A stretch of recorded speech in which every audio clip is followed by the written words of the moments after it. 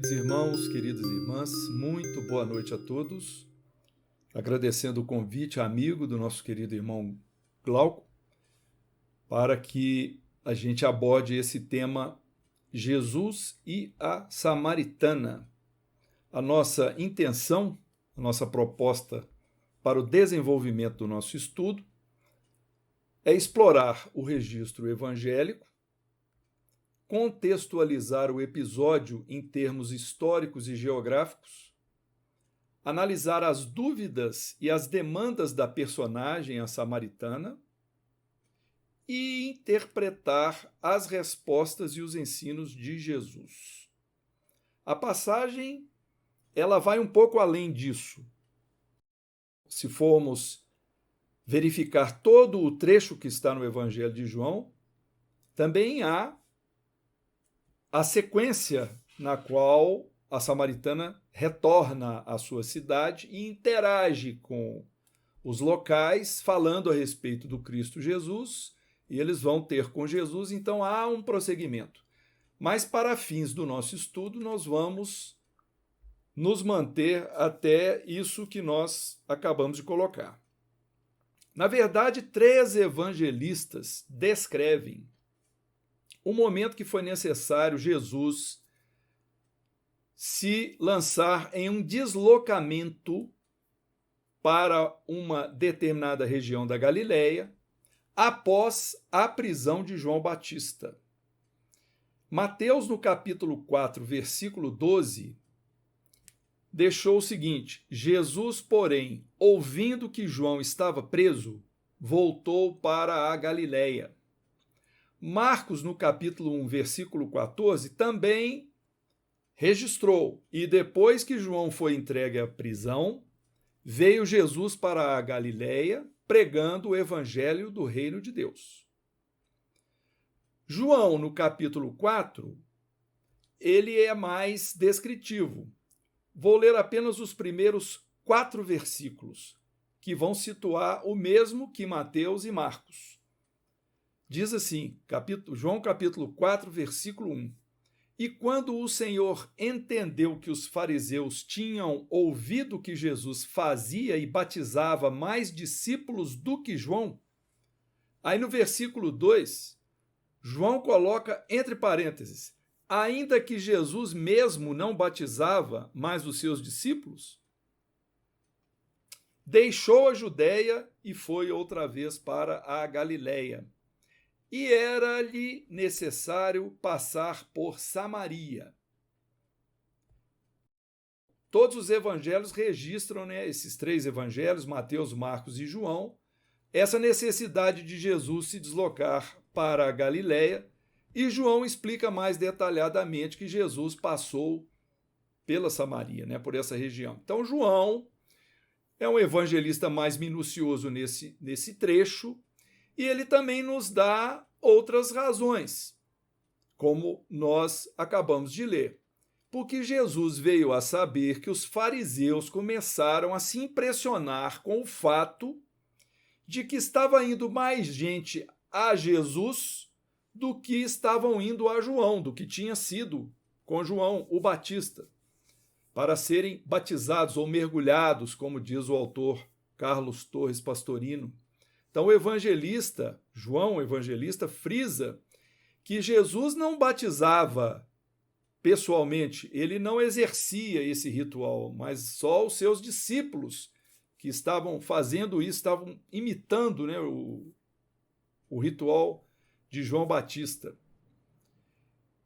Tendo conhecimento do inquérito que os fariseus estavam realizando contra João Batista, Jesus quis, portanto, evitar esse mesmo aborrecimento e resolveu abandonar a Judéia, refugiando-se na Galileia, daí esse deslocamento dele, onde ele não corria perigo, porque ele estaria longe das autoridades. Então, assim, a gente vê aí o fato histórico e vemos também as questões geográficas da região.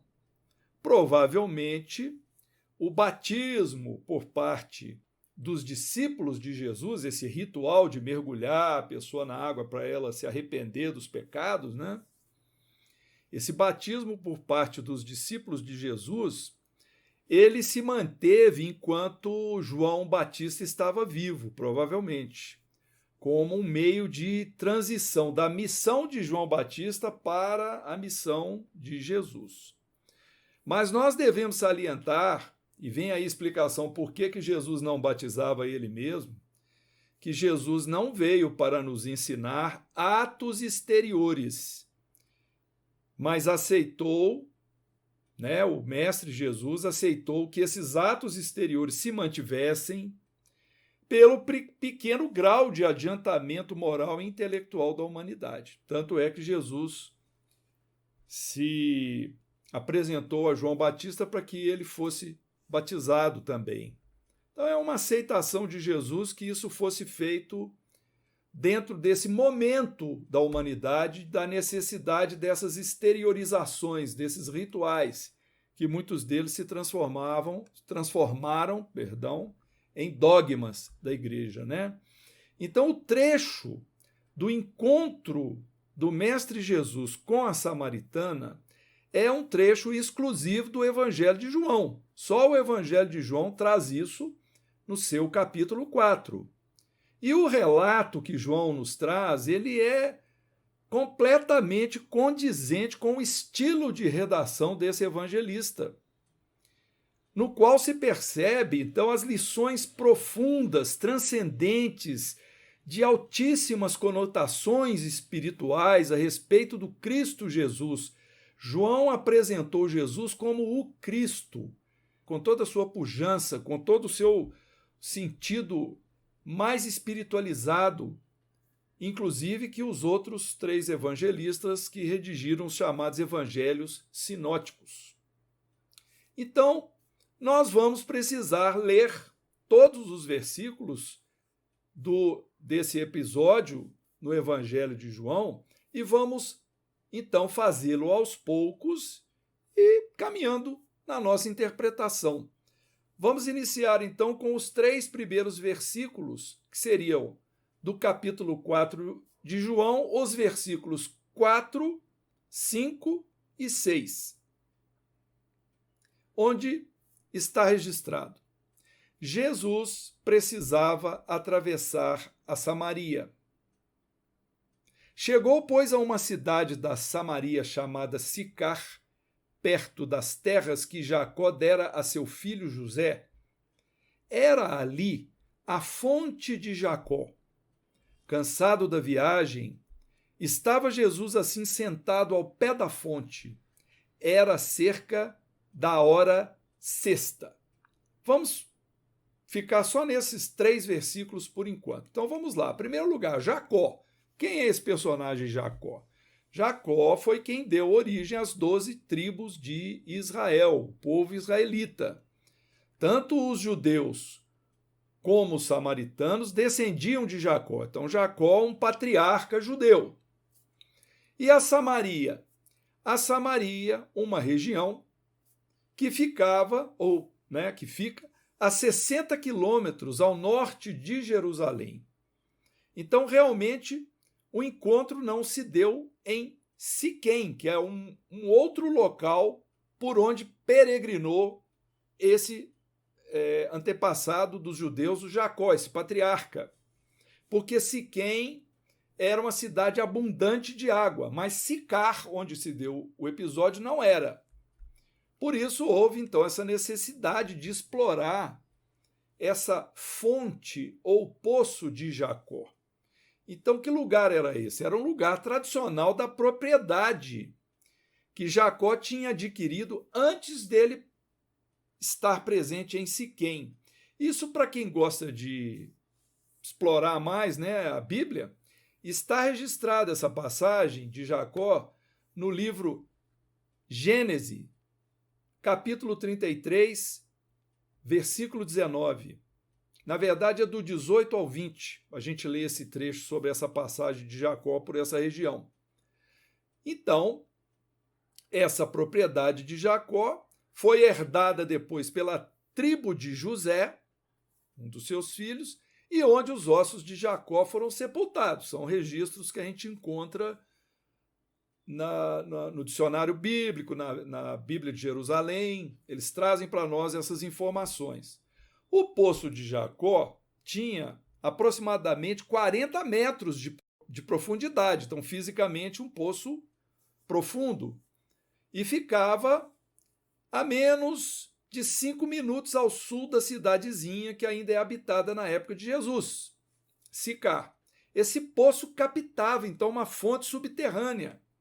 Por isso o evangelista, muitas vezes, ele usa a palavra poço ou usa a palavra fonte, dando o mesmo sentido para aquela localização onde as pessoas, os habitantes, iam buscar água para beber. Muito bem. E fala também, como nós vimos no versículo 6, ele encerra assim: era cerca da hora sexta. A hora sexta, na contagem do calendário judaico, correspondia ao meio-dia, então um momento de muito calor, um sol escaldante. Mas o número 6 ele tem uma simbologia. Em termos místicos de numerologia, o ápice evolutivo para o espírito ocorre quando o espírito alcança, melhor dizendo, o 7º degrau. No 7º degrau da escala evolutiva do espírito, haverá a união definitiva do discípulo, que é o candidato à pureza espiritual, com o mestre verdadeiro, que é o Cristo. Então essa pureza vai ser alcançada quando o discípulo ele próprio se transforma pela sua cristificação. Ele encontra o seu Cristo interno. É necessário que a gente já inicie essa interpretação simbólica, porque ela vai facilitar o entendimento de certos trechos que virão adiante. Então, se o 7º degrau é o ápice evolutivo, o 6º degrau constitui justamente aquele que antecede ao estágio mais alto, supremo, mais elevado. Então, o evento, por ser a hora sexta, é um entendimento, vai ficar mais claro, como dissemos, que o evento se passa nos instantes que antecedem o grande encontro da personagem terrena, somos nós, mas simbolizado pela samaritana, com a individualidade eterna. O espírito que já se purificou plenamente, que manifesta a centelha divina com todo o seu vigor. O Cristo ungido, o permeado de divindade. Interessante que quando a gente se recorda do episódio das bodas de Caná, quando Jesus transformou água em vinho, eram 6 jarros de água. Foram transformados em vinho, de acordo com o Evangelho de João, capítulo 2, versículo 6. Então, olha só, eram 6 jarros e depois desse 6º veio a transformação em vinho. Ou seja, após o sexto passo, vem então uma mudança definitiva. É o simbolismo que nós queremos comentar aqui sobre isso. Ou seja, agora, no nosso episódio, era a 6ª hora, depois viria então uma transformação. Então vamos prosseguir com a leitura de João, capítulo 4, dos versículos 7 a 9. Uma mulher da Samaria veio tirar água. Disse-lhe Jesus: dá-me de beber, pois seus discípulos tinham ido à cidade comprar alimentos. Disse-lhe então a mulher samaritana: como, sendo tu, judeu, pedes de beber a mim, que sou mulher samaritana? Aí o evangelista põe um parênteses, porque os judeus não se comunicam com os samaritanos. Vamos ver. Em primeiro lugar, versículo 7. A mulher da Samaria vem tirar a água, ou seja, ela estava à procura de um recurso material. E isso vai ter um simbolismo para nós também. O ser humano buscando o recurso material para se saciar. Então, o pedido de Jesus, dá-me de beber, ele foi uma provocação, dadas as circunstâncias que nós vamos explicar, porque o mestre Jesus, o Cristo de Deus, ele usava estratégias inteligentíssimas para estimular nas pessoas um reexame dos seus preceitos, dos seus preconceitos. Então, Jesus faz esse pedido à samaritana de propósito e provoca nela uma reação que foi um choque, né? A Samaria era a capital do reino dissidente de Israel. Isso está explicado, inclusive, no livro de Kardec, o Evangelho segundo o Espiritismo. Os samaritanos estiveram quase que constantemente em guerra com os reis de Judá. Havia, então, entre eles uma aversão profunda, datada da época da separação e que se perpetuou entre esses dois povos, os quais evitavam todas as relações recíprocas. Então eram, vamos dizer, adversários, inimigos, não se suportavam. Os samaritanos, para tornar ainda maior as suas diferenças, que nós não vamos aqui explicar a causa dessas diferenças, mas a gente encontra sobre isso, por exemplo, no dicionário bíblico, para tornar maior essa cisão, não terem que vir a Jerusalém para a celebração de festas religiosas, eles construíram o próprio templo para si, um templo particular, e adotaram reformas no uso dos livros, das escrituras. Por exemplo, os samaritanos somente admitiam o Pentateuco mosaico, aquele que continha a lei de Moisés, e rejeitavam todos os outros livros que eram usados pelos judeus. Para os judeus ortodoxos, os samaritanos eram considerados heréticos. O que quer dizer isso? Que eles se opunham aos dogmas judaicos. Então, eles eram muito desprezados, amaldiçoados, perseguidos pelos judeus, pelos fariseus, principalmente. E esse antagonismo dessas duas nações tinha, então, por único fundamento divergências religiosas. Ou seja, a origem das duas crenças era a mesma, mas criaram essa divergência e eles batiam cabeça por causa disso. Então, os samaritanos eram odiados pelos judeus, tanto que, em certo momento do relato de João, no capítulo 8, outro capítulo, no versículo 48, alguns fariseus xingam Jesus de samaritano, como se fosse uma ofensa com relação a Jesus. Então, os samaritanos seguiam a lei mosaica, mas não seguiam os profetas, não reconheciam Jerusalém como lugar sagrado. O lugar sagrado para eles era a cidade de Garizim, ou Gerizim, também escrito dessa forma. E o dicionário bíblico traz exatamente as seguintes palavras: para os judeus, os samaritanos eram um grupo herético e cismático, ou seja, dissidente, de espúrios, ou seja, ilegítimos, adoradores do Deus de Israel, detestado até mais do que os pagãos. E o Carlos Torres Pastorino, na obra Sabedoria do Evangelho, faz uma observação muito interessante. Ele diz o seguinte: nessa amplitude de visão universalista, a querela entre judeus e samaritanos toma a proporção de minúscula discordância de personalidades vaidosas sem importância alguma. Então, essa briga, vamos dizer assim, entre samaritanos e judeus era por causa de pouca coisa, só mesmo para cada um impor de forma orgulhosa a sua crença para cima do outro, vamos dizer assim, da outra parte. Jesus teve então de subir, um trajeto árduo, que ele saiu do Vale do Jordão para chegar a Samaria.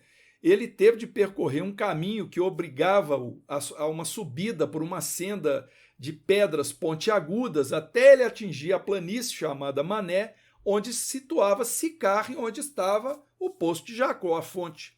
Então, quando Jesus chegou lá no pé da fonte, ele estava cansado, estava realmente sedento, assentou-se na borda do poço, um lugar apropriado para aquele horário tão escaldante, tão quente. E enquanto o mestre estava ali repousando, seus discípulos foram buscar alimento na cidade. Aí Jesus tem então inicia o diálogo com a mulher da Samaria. Quando Jesus estava lá, assentado à beira do poço, aproxima-se essa mulher e era comum o hábito de tirar a água em ânforas nos poços. E como nós dissemos, era um poço muito fundo, então as pessoas tinham que usar a corda para puxar lá o balde, né? E tirar a quantidade de água necessária. Os viajantes realmente não costumavam carregar esses apetrechos, né?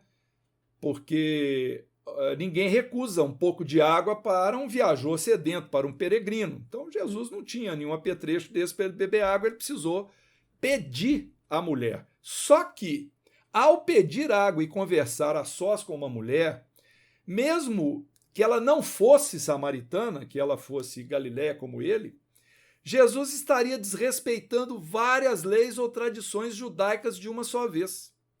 A mulher, como ser, era considerada inferior aos homens. Os homens jamais deveriam conversar com a mulher na rua, pela tradição judaica. A mulher, além disso, era uma estrangeira para Jesus. Ela era samaritana e Jesus não era. Os estrangeiros eram considerados pelos judeus impuros. Não se podia ter contato com eles, porque era outra religião. É uma impureza religiosa. Ademais, a samaritana poderia ser considerada também uma mulher de má vida, o que também era proibitivo. Jesus estaria a sós com ela, pedindo água para uma mulher de má vida, e isso não seria visto com bons olhos. Mas é importante a gente salientar aqui como que Jesus mudou, alterou a percepção do mundo antigo sobre a mulher, ao tratá-la com respeito, com consideração, tal como os homens, né? Isso é uma das grandes lições de Jesus, foi esse nivelamento do papel da mulher com o papel do homem na terra, todos filhos de Deus. A mulher, então, estava plenamente justificada por estar completamente surpresa por aquilo, por um galileu de se dirigir a palavra a ela. E ela reconhecia que Jesus era um galileu pelo sotaque, provavelmente, pelo manto de Jesus, por detalhes do manto, né? Que usava borlas, aí tem até referências bíblicas aqui que falam sobre isso. E ela não recusa dar água, mas nota estranheza. Samaria significa, em hebraico, vigilante. Então, samaritana, a gente pode pensar numa tradução como uma alma vigilante, a alma que está atenta ao que está acontecendo. Está também sedenta, ela está sedenta da água material, mas vai descobrir que está sedenta do amor divino, de um outro tipo de alimento espiritual.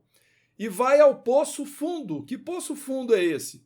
Materialmente é o poço de Jacó. Mas em termos simbólicos, o poço fundo é o seu coração, em busca do Cristo interno. Então ela ainda não o sabe, mas ela busca soluções na matéria e estranha o chamamento de alguém que ela ainda não encontrara, um desconhecido. Mas ela vai encontrar nesse desconhecido o Cristo aguardando-a à beira do poço, ou seja, habitando o seu coração. Muito bacana essa interpretação, né?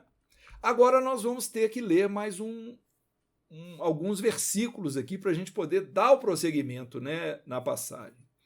Nós vamos ler do 10 ao 15, 6 versículos. Respondeu-lhe Jesus: se souberas o dom de Deus e quem é aquele que te diz, dá-me de beber, tu lhe terias pedido e ele te daria a água viva. Disse-lhe a mulher: Senhor, não tens com que atirar e o poço é fundo. Donde, pois, tens essa água viva? És tu, porventura, maior que nosso pai Jacó, que nos deu esse poço, do qual bebeu ele, seus filhos e seu gado? Replicou-lhe Jesus: todo o que bebe desta água tornará a ter sede, mas quem beber da água que eu lhe der não terá mais sede no futuro. Mas a água que eu lhe der se tornará nele uma fonte de água que mana para a vida imanente. Disse-lhe a mulher: Senhor, dá-me dessa água, para que eu não tenha mais sede, nem venha aqui tirá-la. Só uma observação.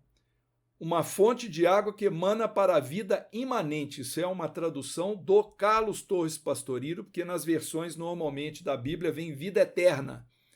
Mas Pastorino explica que a tradução correta é vida imanente, que a palavra em grego significa imanente, imantada com Deus, imantada com o Cristo, e não vida eterna no sentido de temporariedade. Então, ele começa respondendo: se souberas o dom de Deus, o que quer dizer então o dom de Deus? É o alimento espiritual perene, eterno, que sacia a alma definitivamente e oferece para ela uma água viva. Ora, água viva já representa, já dá para nós uma ideia de um sentido oposto, contrário à água morta, não é isso? Então, o que é uma água viva? A gente pensaria numa água corrente, numa água que brota de uma fonte, de uma nascente, ou seja, a água viva seria alguma coisa boa, importante para a nossa saúde, ao passo que a água parada é a água morta. A água parada é cheia de bactérias, né, de impurezas que não fazem bem para a nossa saúde. Então, por isso, Jesus começa a explicar para a mulher samaritana que ele é a fonte. É isso que ele está querendo dizer. Eu te daria dessa água. Ele é a fonte por onde jorrarão rios de água viva, ou seja, a fonte pura que dá vida a todos aqueles que nele creem, creem no Cristo, creem nos seus princípios, nos seus ensinamentos. Não é crer na pessoa de Jesus, é crer nos ensinos, aprender e seguir os ensinos. Essa que é a interpretação correta. Como? Por que faremos isso? Porque somos atraídos pelo seu amor. Nós passamos a compreender o amor do Cristo, nos tornamos atraídos a ele e passamos a ficar imantados por esse amor, e correspondendo a esse amor, nós vamos também ser capazes de revelá-lo e de distribuí-lo. Então, quem bebe a água material vai tornar a ter sede no futuro. Mas quem bebe a água simbolizada pela doutrina do Cristo, a doutrina crística, não terá sede, e do seu íntimo, depois do aprendizado, da assimilação e da aplicação na vida desses princípios, do seu íntimo vai jorrar uma fonte para a vida imanente com Deus. Então, a satisfação material, que é a que a gente tem todos os dias, nós sabemos perfeitamente que ela é mutável. Mas aquele que recebe o conhecimento espiritual sacia a sua sede de saber e não esquece mais o que aprendeu. Além do mais, o que aprende desperta-se para procurar saber cada vez mais, e assim o amor e a instrução vão acompanhando a vida do cristão. Então, como dissemos, o poço é fundo, ou seja, o nosso vazio interior é imenso. A nossa vida, na verdade, ela tem um peso material muito grande. Quando a gente não abre a nossa vida para a realidade espiritual, a nossa vida é profundamente vazia. E quando nós percebemos esse imenso vazio, nós passamos a mendigar as coisas do Espírito, como está lá na primeira bem-aventurança, registrada por Mateus: bem-aventurados os mendigos de espírito, os pobres de espírito, porque deles é o reino dos céus. Então podemos concluir com segurança que não é possível ser totalmente feliz, nem estar totalmente satisfeito por muito tempo na Terra. O mundo material não permite isso. As coisas são muito fugazes, passageiras. Por isso, nós todos somos levados aos poucos para abandonar tudo que se refere à matéria e alcançarmos a felicidade e a satisfação plenas permanentes, buscando no Espírito, na fonte imanente do Espírito, nos ensinos do Cristo, na centelha divina, naquilo que vem de Deus. Quando nós caminhamos nessa direção, aí nós vamos encontrar felicidade e satisfação plenas. Então, assim, conforme nós vamos nos desvencilhando dessa escravidão material e vamos atingindo um determinado estágio de satisfação íntima, essa satisfação espiritual se torna irreversível. Por quê? Porque ela não está atrelada a nada, a nenhuma coisa, a nenhum objeto, a nenhuma pessoa, a nenhuma sensação, nenhuma emoção. Ou seja, é um desenvolvimento do nosso próprio atributo espiritual. Agora vamos ver que interessante as duas dúvidas da mulher samaritana, uma que está no versículo 11 e a outra que está no versículo 12. No versículo 11, ela questiona assim: de onde tens essa água viva? E no 12 ela inquire: és maior que o nosso pai Jacó? Ora, então a mulher ainda não havia entendido que Jesus estava falando de coisas espirituais. Onde é que tem essa água viva? Ela não percebe ainda o simbolismo, da mesma forma como aconteceu com Nicodemos naquela passagem de Jesus falando a respeito da reencarnação. Nicodemos também não entendeu as coisas que Jesus explicou por causa do seu simbolismo. Então a mulher interpreta tudo ao pé da letra. Embora ela tenha dado a Jesus o título de Senhor, né, com respeito, ela reconhece uma superioridade incontestável do mestre. Então, a mulher samaritana, na verdade, ela representa todos nós que buscamos satisfação íntima nas coisas do mundo e que nunca encontramos satisfação plena. A gente está sempre, ou normalmente, passando de uma atividade para outra, de um projeto para outro, de um vício para outro, se não numa mesma encarnação, em encarnações distintas, mudando de casa, de emprego, de faculdade, de profissão, de religião, mudando de cônjuge, mudando de parceiro, parceira, e nunca nos satisfazemos plenamente. Isso é lógico que nós estamos dando uma ilustração daquilo que acontece com muitos de nós, não é? Pois quanto nós fizermos dessas coisas todas que nos cercam o nosso objetivo na vida, nós nunca ficaremos satisfeitos. Então Jesus faz a mulher perceber que o que ela precisa não são as facilidades materiais, mas o reconhecimento do vazio interior para o posterior preenchimento com as coisas do Espírito. Então o Pastorino, ele registra o seguinte pensamento. Ele diz assim: ingênua, a mulher retruca que o poço é fundo. Realmente o coração do homem é abismo insondável, é infinito, e só com o infinito pode ser saciado definitivamente. Muito interessante. Se o poço é fundo e se o nosso vazio é infinito, nós precisamos de algo infinito para preenchê-lo. O que é isso? O amor de Jesus, o amor do Cristo, todos os seus ensinos, aquilo que nós vamos nos ligar por essa afeição e vai preencher todas as nossas necessidades. Então chegar àquela mulher o momento de trocar o amor mundano, profano, ritualístico, interessado, segregado, passional, pelo amor divino, suave, belo e definitivo. E o pai Jacó? O pai Jacó é uma figura de respeito, aquela figura da religião. Então é uma figura de respeito, mas ao mesmo tempo ele representa nesse trecho o encarceramento das criaturas que se apegam às religiões ritualísticas, dogmáticas, plenas de regras, de paramentos, de tradições, de liturgias, de pompas religiosas, de procedimentos previamente estabelecidos para comprovarem a sua adoração a Deus. Ou seja, o crente ligado a uma religião dogmática, para provar que ele adora Deus, ele tem que se submeter normalmente a isso tudo que nós dissemos: rituais, paramentos, regras, tradições, liturgias, pompas, etc, etc.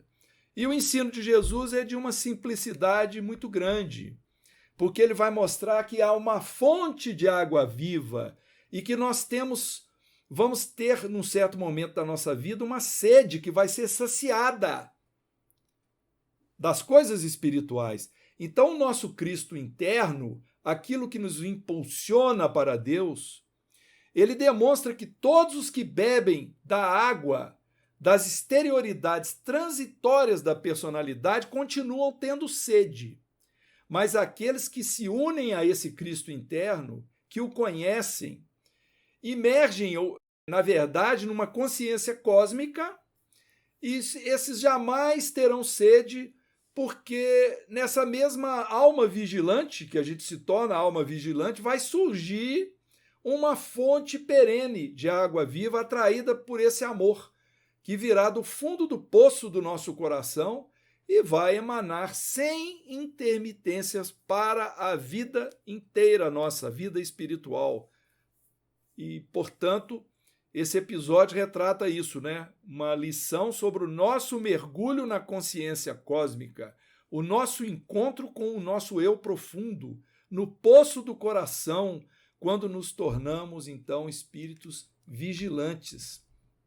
Então, nesse diálogo sublime, a alma vigilante, simbolizada pela samaritana, ela sente os pormenores, né, dessa beleza que só quem experimenta que sabe avaliar. E ela pede ansiosamente, como se fosse uma mendiga, me dá essa água. Eu tenho essa sede espiritual. Porque ela não quer sentir solidão mais. Ela não quer ficar sedenta desse amor, que é representado pela água material, que você bebe e tem sede de novo, daí um pouco. Então, quando nós encontramos a nossa harmonia com as leis de Deus, obedecendo à nossa consciência, nós nos tornamos receptivos à ideia de Deus, receptivos a Deus, e nos tornamos nós mesmos fontes de água viva, capazes de saciar outros seres, outros irmãos, outros semelhantes, como nós, que estejam sedentos de Deus. Então, nós também podemos nos tornar pequenas fontes de água viva para dessedentar as pessoas que estão mais carentes. Vamos prosseguir. Agora vamos lá no versículo 16 ao 19. Disse-lhe ele: vai, chama teu marido e vem cá. Respondeu a mulher: não tenho marido. Replicou-lhe Jesus: disseste bem que não tens marido, porque tivestes 5 maridos, e o que agora tens não é teu marido. Isso disseste com verdade. Disse-lhe a mulher: Senhor, vejo que és profeta. Claro, essa passagem aqui, esse trecho falando do marido, parece que muda toda a sequência de pensamento que a gente estava e fica um pouco mais difícil de compreendermos, mas quando a gente estuda os interpretadores, aí a coisa vem facilitada para nós. Então, o marido, na verdade, ele simboliza aquilo que nós amamos. Por exemplo, as nossas diversas crenças. Então, o marido é aquilo que eu estou acostumado. Chama o teu marido. Procura aquilo que você está acostumado a fazer, vamos dizer assim. Então, é como se Jesus tivesse demonstrado para a samaritana que conhecia a vida dela, conhecia essa sede que ela estava passando, conhecia as necessidades dela. E aí ela começa a perceber que havia algo especial naquele Galileu. Pensa num determinado momento, como é falado lá no final, que ele é um profeta. O que é um profeta? O profeta é um espírito, vamos supor assim, o espírito mais evoluído, né? O profeta é considerado também, em muitos trechos da Bíblia, como sendo um médium. Mas nós podemos admitir, sem sombra de dúvida, que profeta é alguém que já alcançou uma evolução espiritual acima da nossa. Aí vem a questão dos 5 maridos. A mulher teve 5 maridos e agora o que tinha não era seu marido, ou seja, a sua busca material já não satisfazia mais. Aí vai vir um encontro com Cristo. Então, olha só, Jesus pergunta, ou melhor dizendo, Cristo pergunta pelo marido, como nós dissemos, buscando dela, procura aquilo que você ama. Mas ela fala, no momento eu não possuo marido, ou seja, eu não sei o que eu amo mais, eu não sei o que eu quero mais. Então, Jesus fala com verdade, pois você já teve 5 maridos e o que você tem agora também não é teu.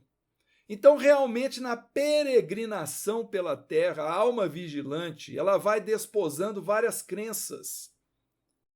A questão aí dos 5 maridos Também encontramos uma interpretação como sendo o seu próprio corpo, as suas sensações, as suas emoções, o seu intelecto, o seu espírito, tudo isso como sendo coisas falsas e provisórias. Mas aqui Jesus disse que elas já tiveram 5 crenças e que a sexta, que era essa crença dos samaritanos, também não era a crença legítima. Quando ele diz, o marido atual também não é teu. Ou seja, essa crença dos samaritanos não é legítima. A crença verdadeira, o marido real e legítimo, é o sétimo, que é justamente o Cristo. É o próximo. É onde, alcançando o amor a esse Cristo, a imantação com Cristo, nós vamos atingir a pureza espiritual. É o amante perfeito, o Cristo interno, que estava sendo para a samaritana representado por aquele judeu, Jesus, que se entretinha com ela, né? Então agora nós vamos rematar os últimos versículos que nós queremos comentar, do 20 ao 26. Mais 7, hein? Vamos lá. Ela, tornando-se para Jesus, diz assim: nossos pais adoraram este monte, e vós dizeis que em Jerusalém é o lugar onde se deve adorar. Disse-lhe Jesus: mulher, acredita-me, vem a hora em que nem neste monte, nem em Jerusalém adorareis o Pai. Vós adorais o que não sabeis, nós adoramos o que sabemos, pois a salvação é dos judeus. Mas vem a hora, e é agora, em que os verdadeiros adoradores adorarão o Pai em verdadeiro espírito, porque são esses que o Pai procura para seus adoradores. Deus é o Espírito, e os que o adoram precisam adorá-lo em verdadeiro espírito. Respondeu a mulher: eu sei que vem o Messias, parênteses, que se chama o Cristo, fecha parênteses, quando ele vier, anunciar-nos-á todas as coisas. Disse-lhe Jesus: sou eu o que fala contigo. Interessante que essa é uma das únicas, talvez a única passagem que tem uma referência positiva a respeito dos judeus, né? Falando que quando Jesus fala que a salvação é dos judeus, talvez para defender a tese de que Jesus é o cumprimento das Escrituras, que Jesus é o Messias prometido, ou que seria o próprio Deus encarnado. Mas nós podemos também admitir que a salvação vem dos judeus pelo fato de serem os judeus o povo que estava mais preparado, tinham a crença no Deus único, pelas características, por exemplo, da sua religião, a receber Jesus, que veio nos mostrar, então, o caminho da autossalvação.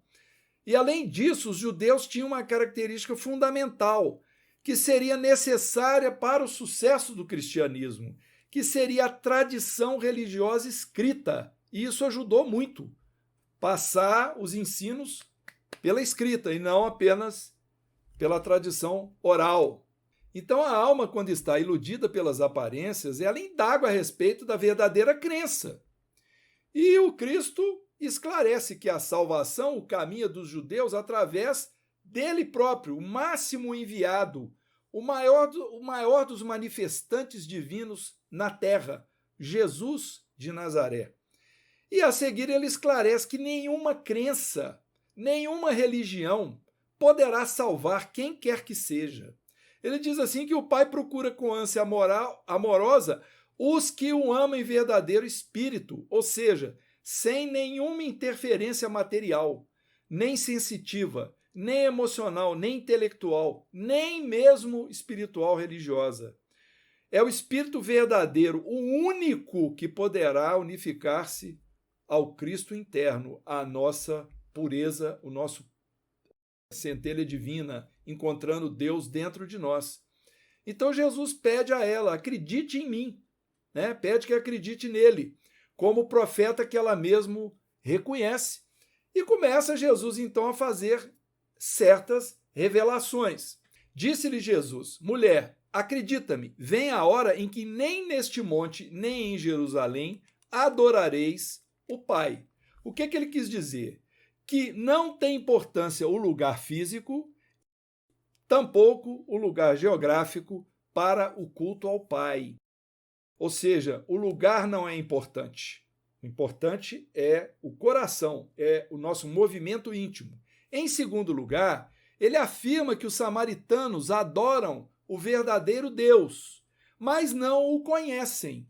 Ao passo que nós, os judeus, ele estava apenas categorizando, e não falando orgulhosamente, apenas dizendo que um nível de compreensão maior, sabemos o que adoramos, e fala a salvação é dos judeus, ou seja, quis dizer daqueles que estão mais espiritualizados, mais próximos de Deus, do Pai, dizendo assim, e conclui dizendo, a hora é agora, em que os verdadeiros adoradores o cultuarão em espírito, porque essa é a vontade divina.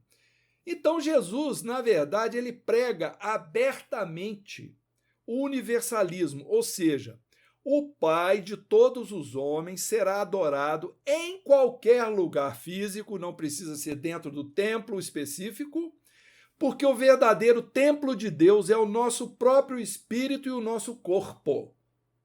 Por isso não há mais necessidade, depois desses ensinos de Jesus, de templos, de igrejas, de sinagogas, de centros, de mesquitas ou de pagodes, nem de liturgias, de fórmulas sacramentais, de sacramentos, de pompas e solenidades, para adorarmos Deus, para respeitá-lo, para seguir as instruções de Deus dadas através do seu Filho unigênito, o Espírito Cristo, chamado Jesus. Então, os verdadeiros adoradores vão rejeitar tudo isso que nós falamos para trás, porque vão adorar em espírito verdadeiro, adorar no sentido de respeitar e de seguir as suas leis. Então, os ritos, liturgias e gestos mágicos, infelizmente, trazem o terrível perigo de materializar e, portanto, mecanizar o culto. O culto, quando ele é mecanizado, não há interferência do coração. É apenas a gesticulação e aquela repetição que faz vamos dizer assim, o hábito de fazer as coisas sem envolvimento do sentimento. Muito bem. Então a nossa adoração ela tem que surgir por um impulso interno, como dissemos, né? Um impulso, um desejo da criatura, buscando a divindade. E quando Jesus diz eu sou, né? A samaritana indaga a respeito do Messias, né? Aguardado por eles, né? Que vai vir aí um Messias. E Jesus declara sem cerimônia: sou eu quem fala contigo. Fez a revelação. Interessante, no versículo 11, a samaritana o julga um grande homem, chama ele de Senhor. No versículo 19, ela chega à conclusão que se trata de alguém inspirado e diz que ele é profeta. Mas lá nesse último que nós lemos, no 26, ela reconhece que ele é o ungido, Messias ou Cristo, e deu-lhe, portanto, né, a explicação. Jesus deu a explicação daquelas suas primeiras palavras, se souberas quem fala contigo, né? Lá no começo Jesus falou, se souberas quem fala contigo, ou seja, é o Cristo, sou eu. Então essa alma vigilante finalmente reconhece essa voz interna do coração, o Cristo cósmico manifestado dentro de nós, e para aqueles de nós que conseguem chegar a esse ponto, essa luz sublime da compreensão vai se abrir, vai brilhar, e o Cristo vai se tornar o verdadeiro caminho da verdade e da vida, como está registrado em João, capítulo 14, versículo 6. Como João também registrou nesse mesmo capítulo, versículo 26, ele ensinar-nos a todas as coisas. Por isso que o Evangelho de João é altamente espiritualizado, porque ele penetra nesse campo do simbolismo, trazendo para nós essa visão do Cristo como Filho de Deus e com toda essa imantação, né? essa capacidade de, pelo seu amor, atrair as criaturas para si, e não através de rituais e etc., como nós mencionamos. Então, o Cristo interno confirma essa sensação íntima da alma vigilante, da samaritana, e diz: sou eu que falo contigo, sou o Cristo de Deus. Então era a hora sétima, a hora da perfeição total e absoluta.